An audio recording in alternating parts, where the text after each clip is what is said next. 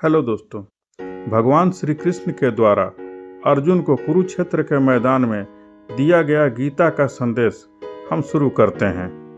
वह सब कुछ करो जो तुम्हें करना है, लेकिन लालच से नहीं, अहंकार से नहीं, वासना से नहीं, ईर्ष्या से नहीं, बल्कि प्रेम, करुणा, नम्रता और भक्ति के साथ। भगवान श्री कृष्ण इस अनमोल वचन के माध्यम से कार्य करने की नीयत का उल्लेख करते हैं। जब किसी भी कार्य करने में अगर लालच होगा, बेईमानी होगी, जलन होगी, तो वो काम न तो सही होगा और न ही उसके परिणाम फलदायी होंगे। इसके अतिरिक्त जिस कार्य को हम पूरे मन से प्रेम पूर्वक करेंगे तो वो न सिर्फ हमारे लिए बल्कि समाज के लिए भी हितप्रद होगा। नरक के 3 द्वार हैं, काम, क्रोध और लोभ। जो व्यक्ति कामी प्रवृत्ति का होता हो, जिसके मन में लोभ होता हो और जो अत्यधिक क्रोधी स्वभाव का होता है, उसके लिए नरक के द्वार सदैव खुले होते हैं। अर्थात ऐसे व्यक्ति को सिर्फ नरक में ही जगह मिलती है। मैं ही सृष्टि का आदि, मध्य और अंत हूँ। भगवान श्री कृष्ण ही इस सृष्टि के पालनहार हैं। वही इस संसार की शुरुआत थे, वही मध्य हैं और वही अंत भी रहेंगे। आप जो चाहते हैं उसके लिए नहीं लड़ते हैं, तो जो खोया उसके लिए मत रोओ। मनुष्य सब कुछ चाहता है, पर सब कुछ उसे नहीं मिल सकता।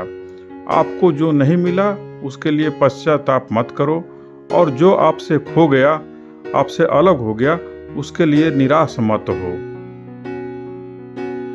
मैं सभी प्राणियों के हृदय में स्थित आत्मा हूँ। मैं सभी प्राणियों का आदि, मध्य और अंत भी हूँ। हर व्यक्ति श्री कृष्ण से जुड़ा है और श्री कृष्ण हर व्यक्ति से जुड़े हैं। वही हमारे आदि, मध्य और अंत हैं।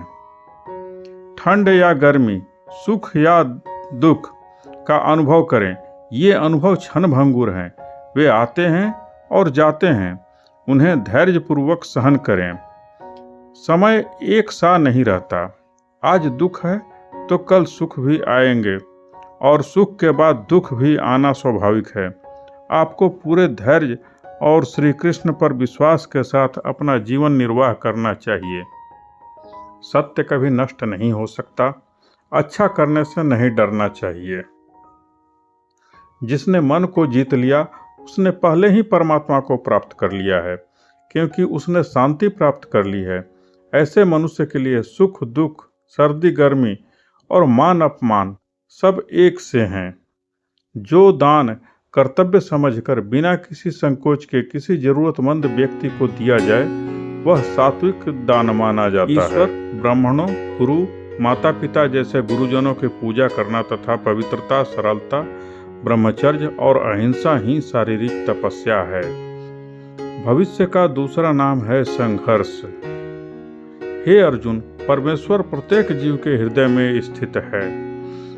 हे अर्जुन, जो बहुत खाता है या कम खाता है, जो ज्यादा सोता है या कम सोता है, वह कभी भी योगी नहीं बन सकता। जो महापुरुष मन की सब इच्छाओं को त्याग देता है और अपने आप ही में प्रसन्न रहता है, उसको निश्चल बुद्धि कहते हैं। जो विद्वान होते हैं वो न तो जीवन के लिए और न ही मृत्यु के लिए शोक करते हैं। जीवन न तो भविष्य में है न अतीत में, जीवन तो बस इस क्षण में है। खुद को जीवन के योग्य बनाना ही सफलता और सुख का एकमात्र मार्ग है। जो पुरुष सुख तथा दुख में विचलित नहीं होता, वह इन दोनों में समभाव रहता है, वह निश्चित रूप से मुक्ति के योग्य है। जिस प्रकार मनुष्य पुराने कपड़ों को त्याग कर नए कपड़े धारण करता है, उसी प्रकार आत्मा पुराने तथा व्यर्थ के शरीर को त्याग कर नया भौतिक शरीर धारण करता है। हे अर्जुन, तुम्हारे तथा मेरे अनेक जन्म हो चुके हैं। मुझे तो सब जन्म याद हैं, लेकिन तुम्हें नहीं।